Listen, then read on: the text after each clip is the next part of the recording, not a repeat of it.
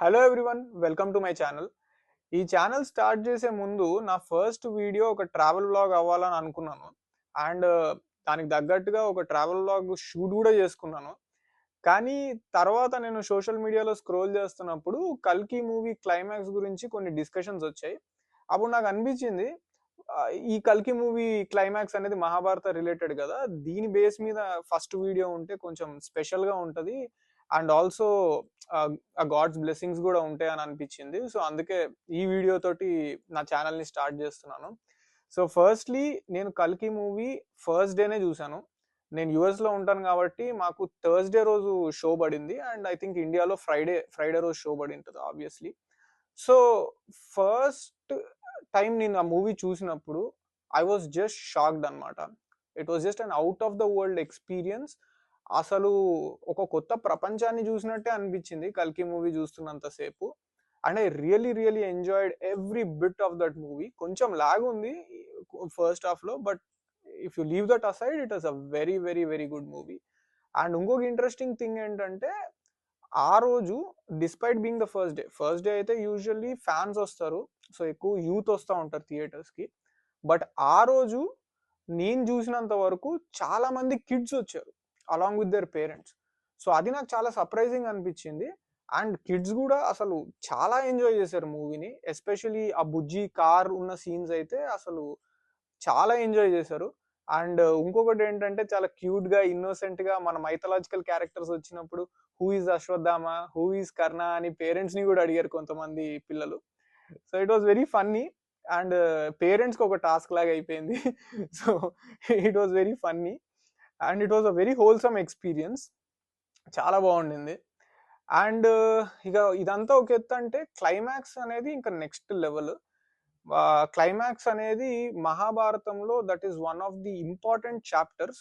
కురుక్షేత్రం war జరిగేటప్పుడు and mainly అర్జునుడు versus కర్ణుడు మధ్య జరిగే వార్ సీక్వెన్సెస్ ఒకటి రెండు చూపించారు మూవీ క్లైమాక్స్ లో. That is a very critical chapter of Mahabharatam. And నేను మహాభారతం రీసెంట్ గానే చదివాను. అండ్ నాకు మహాభారతం చాలా ఇష్టం. సో ఇక్కడ మెయిన్ గా సోషల్ మీడియాలో డిస్కషన్ లో వచ్చినటువంటి క్వశ్చన్ ఏంటంటే, అర్జునుడు వర్సెస్ కర్ణుడు, వీళ్ళిద్దరిలో ఎవరు పవర్ఫుల్ అండ్ ఎవరు ఒక బెటర్ పర్సన్, ఎవరు హీరో ఎవరు విలన్, బేసిక్ గా ఆ టైప్ ఆఫ్ డిస్కషన్స్ అనేవి జరుగుతున్నాయి సోషల్ మీడియాలో. సో దీని గురించి చెప్పాలంటే, మనము అర్జునుడు వర్సెస్ కర్ణుడు who is better person or better warrior అనే డిస్కషన్ కి ఒక స్ట్రైట్ ఫార్వర్డ్ ఆన్సర్ అనేది అయితే ఉండదు. ఈ క్వశ్చన్ కి మనం ఆన్సర్ ని టూ హాఫ్స్ లో డివైడ్ చేయాల్సి ఉంటుంది. ఫస్ట్ హాఫ్ వచ్చేసి initial stages of Mahabharatam, second half వచ్చేసి later stages of Mahabharatam. So initial stages of మహాభారతంలో గనక అర్జునుడిని కర్ణుడిని కంపేర్ చేసుకుంటే, ఖచ్చితంగా అర్జునుడు was a far better warrior and superior warrior. వాళ్ళిద్దరికి మధ్య కొన్ని ఫైట్స్ కూడా జరిగాయి. అండ్ ఆ ఫైట్స్ అన్నిట్లో కూడా అర్జునుడే గెలవడం జరిగింది యాక్చువల్గా. సో అర్జునుడు, we can conclude that is a much better warrior. And ఇక్కడ ఇంకో పాయింట్ ఏంటంటే, అర్జునుడు కర్ణుడు కన్నా చాలా చిన్నవాడు, యాక్చువల్లీ చాలా చిన్నవాడు. ఇన్ఫాక్ట్ అర్జునుడు అర్జునుడు చాలా లేట్గా పుట్టాడు. కర్ణుడు పుట్టిన చాలా ఇయర్స్ తర్వాత అర్జునుడు పుట్టాడు. కానీ అర్జునుడు చాలా క్విక్ లెర్నర్ అనమాట. అంటే ఏదన్నా నేర్పిస్తే చాలా క్విక్గా నేర్చేసుకునేవాడు. అండ్ ఇంకొకటి మీకు గుర్తున్నట్టయితే, అంటే మహాభారతం చూసిన వాళ్ళకైతే ఇది ఒక ఐడియా ఉంటుంది. ద్రోణాచార్యుడు అనే person, he was a teacher of Arjuna and also he was the teacher of both Kauravas and Pandavas. ఆయన ఒక గ్రేట్ సేజ్. ఆయన యాక్చువల్గా ద్రోణాచార్యుడు అప్పటికే చాలా మంది గ్రేట్ వారియర్స్ ని, కింగ్స్ ని ట్రైన్ చేశాడు. అలాంటి ద్రోణాచార్యుడి ఫేవరెట్ స్టూడెంట్ అర్జునుడు. అంటే జస్ట్ ఇమాజిన్, అర్జునుడు ఎంత బ్రైట్ స్టూడెంట్ అండ్ ఎలాంటి పర్ఫార్మెన్స్ ఇచ్చి ఉంటాడు ఆ ట్రైనింగ్స్ లో. సో ఇనీషియల్ స్టేజెస్ లో 100% అర్జునుడికి అప్పర్ హ్యాండ్ ఉండింది. బట్ లేటర్ స్టేజెస్కి వచ్చేసరికి అది కంప్లీట్లీ రివర్స్ అయిపోయింది. బేసిక్గా లేటర్ స్టేజెస్ ఆఫ్ మహాభారతంలో, ఎస్పెషలీ డ్యూరింగ్ ద కురుక్షేత్రం వార్లో కనుక మనం చూసుకున్నట్టయితే, కర్ణుడికి క్లియర్ కట్ అప్పర్ హ్యాండ్ ఉంది. అండ్ ఇన్ఫాక్ట్ కర్ణుడు అర్జునుడినే కాదు, కర్ణుడు పాండవులందరినీ సర్పాస్ చేసేస్తాడు. అండ్ ఇంకోటి ఏంటంటే, కర్ణుడు ఎక్సెప్ట్ కృష్ణుడు అండ్ భీష్ముడు వీళ్ళిద్దరు కాకుండా మిగతా మహాభారతంలో ఉన్న క్యారెక్టర్స్ అందరికన్నా కానీ కూడా he's far more powerful and he's far more superior. అంటే అంతలాగా ఒక ఒక క్యారెక్టర్ గ్రోత్ అనేది చూడడం జరిగింది మనకి.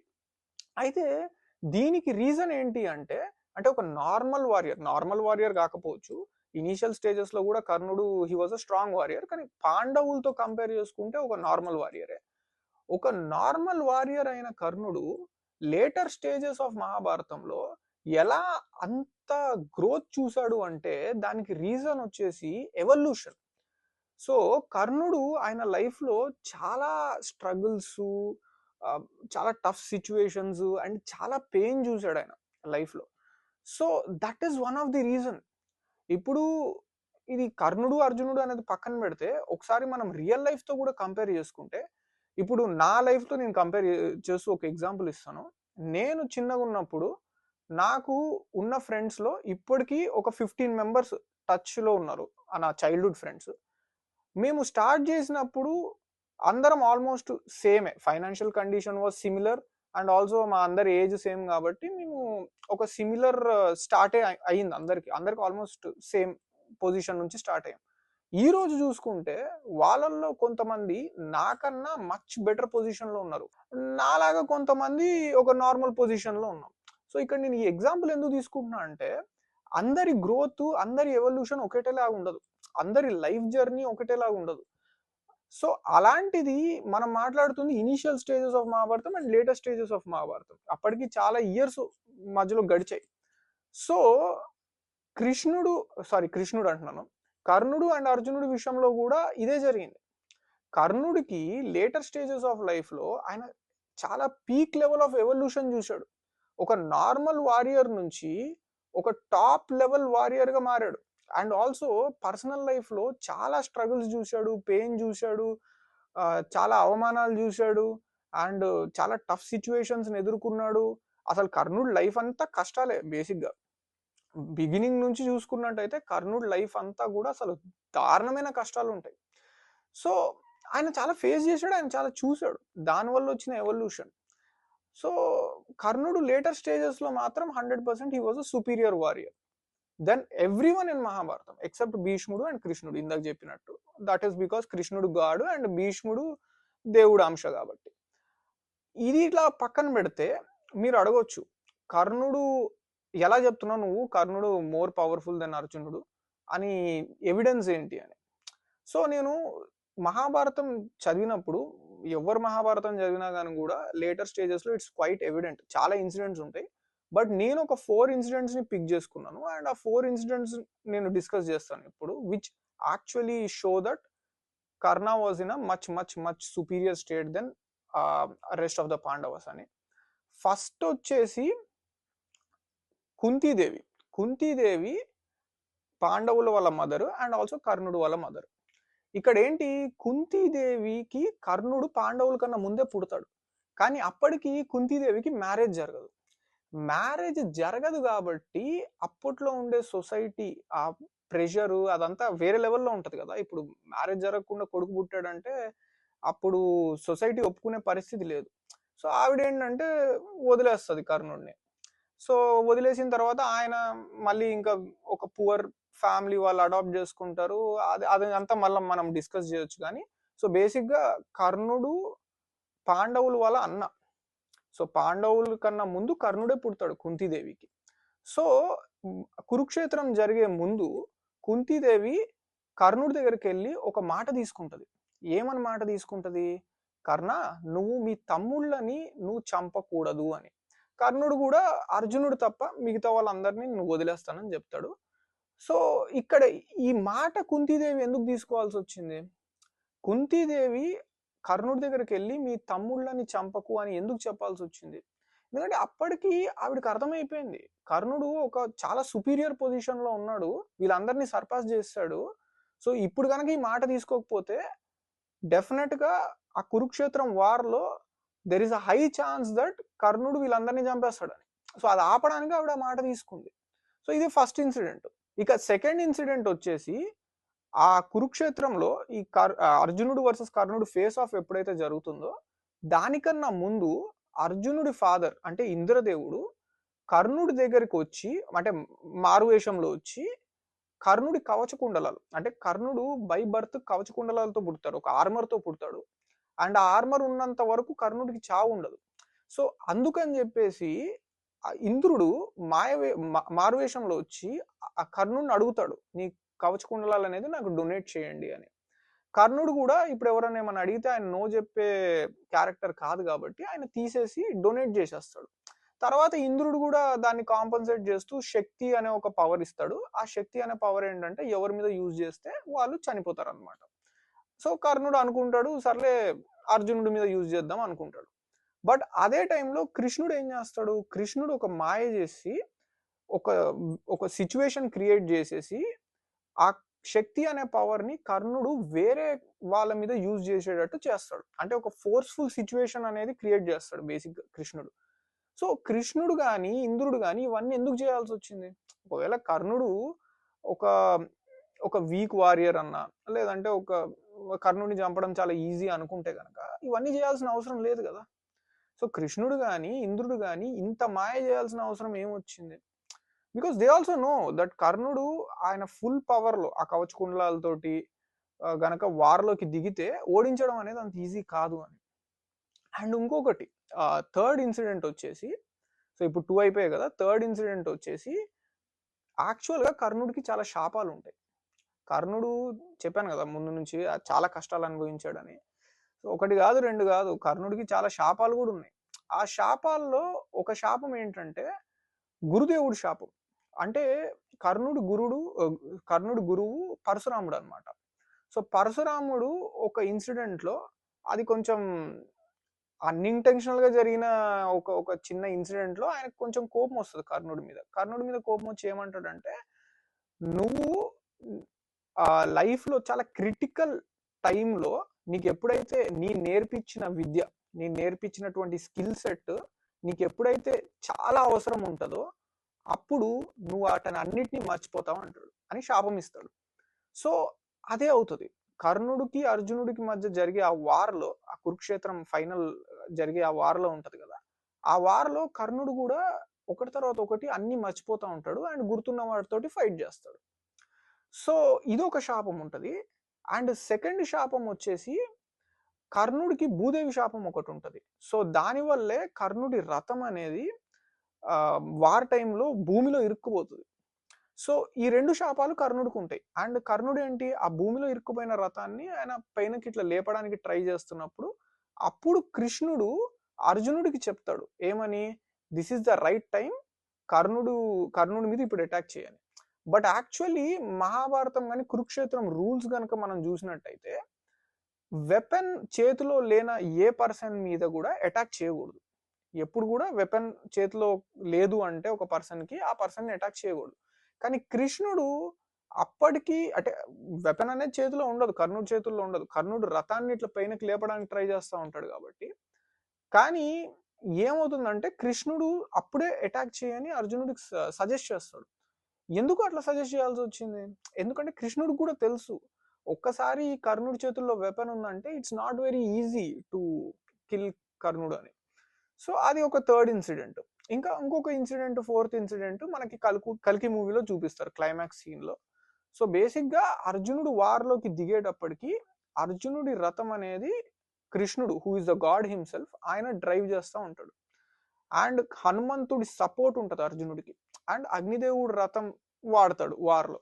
సో ఇంత సపోర్ట్ ఉంటుంది అర్జునుడికి. అండ్ అటు సైడ్ కర్ణుడు వచ్చేసరికి ఆయనకి సపోర్ట్ అనేది ఉండదు. సో అప్పుడు వాళ్ళు ఒకరి మీద ఒకరు దాడి చేసుకున్నప్పుడు కర్ణుడి రథం అనేది అర్జునుడి దాడికి కర్ణుడి రథం అనేది ఒక 10 అడుగులు వెనక్కి వెళ్తే ఆ అర్జునుడి రథం అనేది కర్ణుడి దాడికి ఒక 2 అడుగులు వెనక్కి వెళ్తుంది.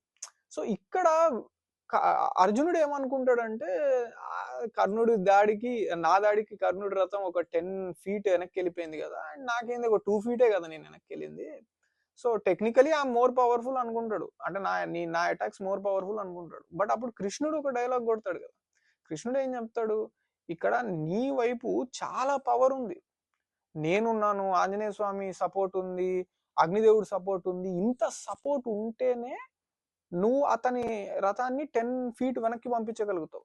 అండ్ అతను ఇంత సపోర్ట్ నీకు ఉన్నప్పటికీ నీ రథం అనేది 2 ఫీట్ వెనక్కి పంపించగలుగుతాడు. అంటే just imagine how powerful he is అని. సో అది ఇంకొక ఇన్సిడెంట్. సో ఈ 4 ఇన్సిడెంట్స్ అనేవి చాలా క్లియర్గా ఎవిడెంట్గా మనకి ప్రూవ్ చేస్తాయి. కర్ణుడు was a very very powerful warrior towards the end. చాలా హెవీ ఎవల్యూషన్ జరిగింది కర్ణుడికి. అండ్ ఇంకోటి ఏంటంటే కర్ణుడు చనిపోవడానికి వన్ మోర్ రీజన్ ఏంటంటే ఆయనలో ఉండేటువంటి ఒక గ్రేటెస్ట్ క్వాలిటీ దానికి కారణం. అదేంటంటే లాయల్టీ. సో బేసిక్గా కర్ణుడిని కుంతీదేవి వదిలేసిన తర్వాత కర్ణుడిని ఒక పువర్ ఫ్యామిలీ అడాప్ట్ చేసుకుంటుంది. ఆ పువర్ ఫ్యామిలీ అడాప్ట్ చేసుకున్న తర్వాత వాళ్ళు యాక్చువల్లీ లోవర్ క్యాస్ట్కి సంబంధించిన పువర్ ఫ్యామిలీ. సో దాని కారణంగా కర్ణుడు ఆయన లైఫ్లో చాలా ఇన్సల్ట్స్ ఫేస్ చేస్తాడు. చాలా మంది టాన్ చేస్తూ ఉంటారు. అంటే ఒక సొసైటీలో ఆయనకి యాక్సెప్టెన్స్ ఉండదు. So as a human beings మనం అందరం కోరుకునేది సొసైటీలో యాక్సెప్టెన్స్ ఉండాలని. కానీ ఆయనకి సొసైటీలో యాక్సెప్టెన్స్ అనేది దొరకదు because of his family background. So ఆ టైంలో దుర్యోధనుడికి అప్పటికే చాలా రాజ్యాలు ఉంటాయి. సో దుర్యోధనుడు ఏం చేస్తాడంటే కర్ణుడికి ఒక రాజ్యం ఇచ్చి నువ్వు కింగ్, నువ్వు కూడా కింగే అన్నట్టు అనౌన్స్ చేస్తాడు. దానివల్ల పీపుల్ స్టార్ట్ రెస్పెక్టింగ్ కర్ణ మోర్.